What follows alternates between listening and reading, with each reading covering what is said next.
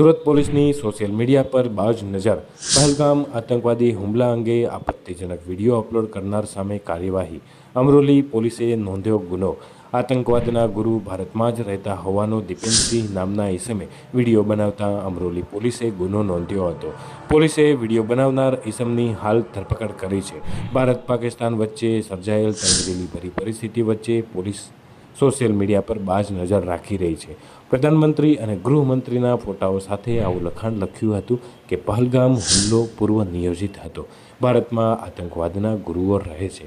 પ્રધાનમંત્રી અને ગૃહમંત્રીએ જ આ આતંકવાદી હુમલો કરાવ્યો છે। હાલ અમરોલી પોલીસ દ્વારા દીપેનસિંહ સામે BNSની કલમ મુજબ ગુનો નોંધી અને વધુ તપાસ હાથ ધરી છે।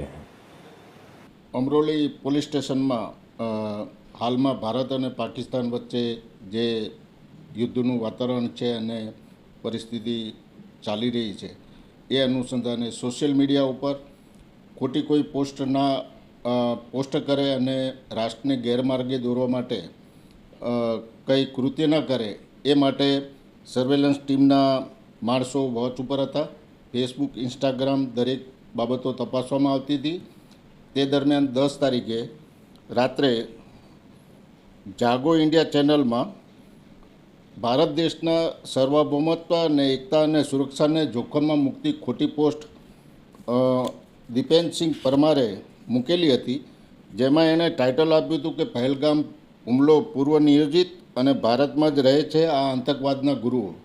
એ અનુસંધાને એણે વિડીયો પોસ્ટ કરેલો હતો, જે મીડિયાની ખોટી પોસ્ટ અપલોડ કરેલી હતી। એ અનુસંધાને અમરોલી પોલીસ સ્ટેશનમાં એના વિરુદ્ધમાં ગુનો નોંધાયો છે અને હાલમાં આરોપીને એરેસ્ટ કરવામાં આવેલ છે।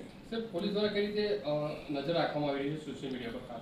સોશિયલ મીડિયાના પ્લેટફોર્મ ઉપર સ્પેશિયલ સર્વેલન્સની ટીમ મૂકવામાં આવેલી હતી, જે દરેક પોસ્ટ વેરીફાઈ કરતી હતી અને વેરીફાઈ કર્યા પછી એના આધારે આ પોસ્ટ વાંધાજનક હતી અને દેશની એકતા અને સુરક્ષાને જોખમમાં મૂકતી ખોટી અફવા ફેલાવનારી હતી, એટલે એના સામે એક્શન લઈ અને ગુનો નોંધવામાં આવ્યો છે। લોકોને શું અપીલ કરશો કે આ રીતે અફવાઓ ન ફેલાય અને અફવાઓથી દૂર રહેવું? આપણા દેશની અખંડિતતા અને એકતાને સુરક્ષાને અસર કરતી ખોટી પોસ્ટ કોઈ પણ પોસ્ટ કરશે તો એ સોશિયલ મીડિયા ઉપર પોલીસ દ્વારા વોચ રાખવામાં આવેલી છે।